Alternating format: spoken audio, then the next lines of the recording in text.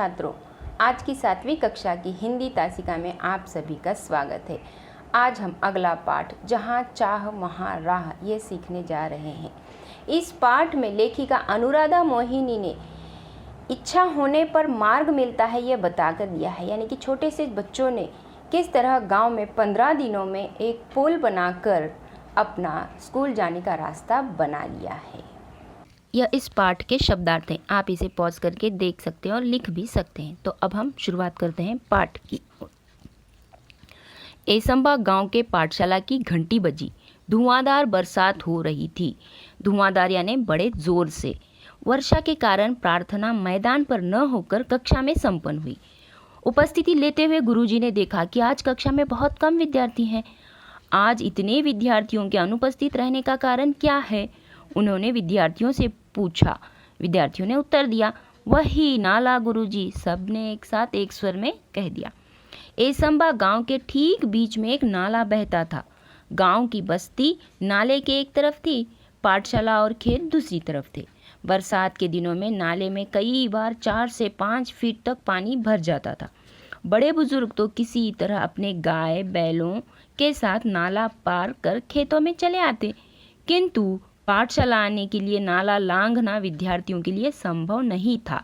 लांघना यानी कि पार करना।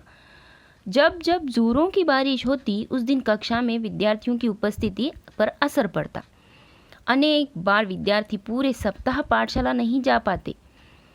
इसके चलते गांव में बरसात, नाले में भरा पानी, पाठशाला से छुट्टी, एसंबा की यही कहानी, यह गीत गांव में प्रचलित हो गया था। तो देखो बच्चों, यहाँ पर कौन सा गीत प्रचलित हुआ था? गांव में बरसात, नाले में भरा पानी, पाठशाला से छुट्टी, एसंबा की यही कहानी। यह गांव में गाया जाने वाला गीत था बरसात के मौसम में। पाठशाला में अनुपस्थिति का विद्यार्थियों की पढ़ाई पर बहुत बुरा असर पड़ता। अच्छी श्रेणी लेने वाले विद्यार्थी भी वार्षिक परीक्षा में पीछे रह जाते। सब परेशान थे, पर क्या करते? मार्ग असंभव था। असंभव में मूल शब्द संभव होता है। यही संभावना एक दिन एकाएक काम कर गई। हुआ यह कि उस दिन भारी वर्षा के कारण एसंबा के अधिकांश विद्यार्थी पाठशाला नहीं जा पाए थे। सो दोपहर बाद बरसात थोड़ी रुकने पर चौपाल के बरगद के पेड़ के नीचे चबूतरे पर बैठे वे आपस में बातचीत कर रहे थे। तभी तुषार ने कहा, अरे इस बरगद के पेड़ में भूत है, यहाँ क्यों बैठे हो? भूत भूत सबको और कल्पना है और बकवास है। क्या हम में से किसी ने भूत देखा है? अब केवल मनगढ़ंत बातें हुई। जूही ने कहकर बातचीत आगे बढ़ाई। आज एक और अनुपस्थिति लग गई मेरी। अब तक 14 अनुपस्थितियां हो चुकी इस बरसात में। उज्ज्वला ने परेशानी भरे स्वर में कहा। मेरी तो कुल उपस्थिति ही शायद 14 होगी, शुभम ने कहा। तो सब हंस पड़े। इस तरह से बच्चे आपस में बातचीत कर रहे थे। लेकिन क्या हम हर बरसात में ऐसे ही चर्चा करते रहेंगे और अपनी पढ़ाई का नुकसान होने देंगे? क्या हम ऐसे ही हाथ पर हाथ धरे बैठे रहेंगे? आशीष ने गंभीर स्वर में पूछा। हम कर भी क्या सकते हैं, हम तो बच्चे हैं। तुषार ने कहा। सच कहा तुषार तूने। हम बच्चे कर भी क्या सकते हैं, हम बच्चे कर भी क्या सकते हैं। इस वाक्य को गीत की तरह गाकर एक साथ तालियां बजाकर वहां बैठे बच्चे जोर जोर से हंसने लगे। हंसो मत, कोई कुछ कर सकता है तो वह हम ही हैं। आत्मविश्वास भरा यह स्वर दामिनी का था। हर समस्या का निदान संभव है। प्रकृति ने विचार करने के लिए हमें बुद्धि दी है। हमें विश्वास है कि हम सब मिलकर विचार करेंगे तो कोई न कोई रास्ता अवश्य मिलेगा। कोशिश करने वालों की कभी हार नहीं होती। संभावना यानी कल्पना। अब यहाँ पर जो बच्चे सब बातचीत कर रहे हैं और आपस में कह रहे हैं कि ये जो विचार है वह सब बकवास है, यानी कि व्यर्थ की बातें हैं। लेकिन यहाँ पर आत्मविश्वास यानी स्वयं पर विश्वास बताते हुए दामिनी ने कहा कि हम कुछ न कुछ निदान कर सकते हैं, यानी कि हम कुछ ना कुछ समाधान निकाल सकते हैं, हल निकाल सकते हैं। हल यानी निराकरण। फिर दामिनी की बातों में बातचीत का माहौल बदल दिया। हर कोई गंभीर होकर समस्या के हल के बारे में सोचने लगा। हल मिल गया। हम बरसात में भी पाठशाला जा सकते हैं। आशीष की आंखों में चमक और स्वर में उत्साह था। कैसे? सबने एक साथ पूछा। हम नाले पर पुल बनाएंगे। पुल? मित्रों के स्वर में आश्चर्य को भांपकर आशीष ने आत्मविश्वास पूर्वक उत्तर देते हुए कहा, हाँ, पुल।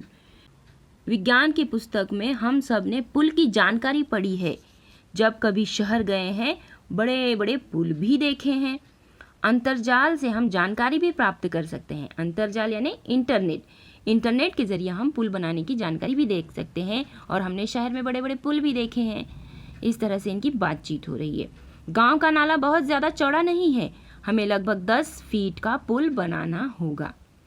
पुल बनाने का विचार जंगल की आग की तरह एसंबा गांव में फैल गया। हर व्यक्ति इस विचार और विद्यार्थियों के हौसले की प्रशंसा कर रहा था। विद्यार्थियों ने छोटे छोटे समूह बनाकर इस प्रकल्प की बारीकियों पर काम करना शुरू कर दिया। सामग्री की सूची बनाई। सामग्री खरीदने के लिए 20-20 रुपये एकत्रित करना आरंभ किया।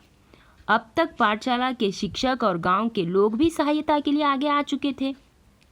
देखते देखते सामग्री के लिए आवश्यक राशि जमा हो चुकी थी। बुजुर्गों का अनुभव, युवाओं की शक्ति, विद्यार्थियों का उत्साह, सब साथ मिलकर काम कर रहे थे। संगठित प्रयासों के काम आकार लेने लगा था। सीमेंट के पाइप खरीदे गए, पत्थर इकट्ठे किए गए, ईंट आई, बंजर जमीन से मिट्टी खोदी गई। गांव के छगन बाबा नामक एक बुजुर्ग ने प्रचुर मात्रा में रेत उपलब्ध करा दी। प्रचुर यानी अधिक मात्रा में रेत जमा कर ली गई। पुल बनाने के लिए पूरे गांव के हाथ एक साथ मिट्टी का भराव करने लगे। हर दिन स्वप्न पूर्ति की ओर एक एक कदम बढ़ाने लगा था गांव। अंततः आनंद की यह सुबह भी आ गई। वर्षों की कठिनाई दूर हुई।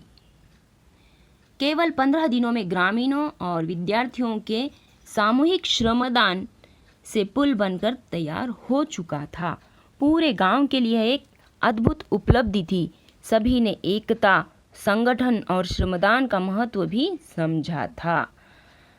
बरसात में इस बार भी नाले में पानी भरा, पर विद्यार्थी हंसते खेलते पुल से पाठशाला की राह जाने लगे।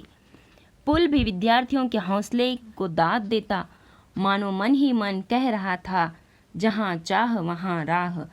जुई ने अपने बड़े भाई की सहायता से पुल के उद्घाटन का वृत्तांत बनाया और संगणक की सहायता से शिक्षा निरीक्षक के सामने प्रस्तुत किया। इस तरह से जहाँ चाह है वहाँ पर राह निकलती है, यानी कि इच्छा होने पर मार्ग मिलता है। इस तरह से इस पाठ में बताया गया है कि यदि मनुष्य के मन में किसी काम को करने की इच्छा हो तो वह बड़े से बड़े काम भी सफलतापूर्वक कर लेता है। एसंबा गांव के बीचों बीच एक नाला बहता था। बरसात के दिनों में बच्चे नाला पार करके पाठशाला नहीं जा पाते थे। बच्चों ने आपस में सलाह की और नाले पर पुल बनाने का निश्चय किया। गांव के सब लोगों से चंदा इकट्ठा किया, सामग्री खरीदी, बुजुर्गों के अनुभव से लाभ उठाया। गांव के सभी लोगों ने विद्यार्थियों का साथ दिया और 15 दिनों के सामूहिक श्रमदान से पुल बनकर तैयार हो गया। इस तरह से यह हमारा पाठ समाप्त हो गया।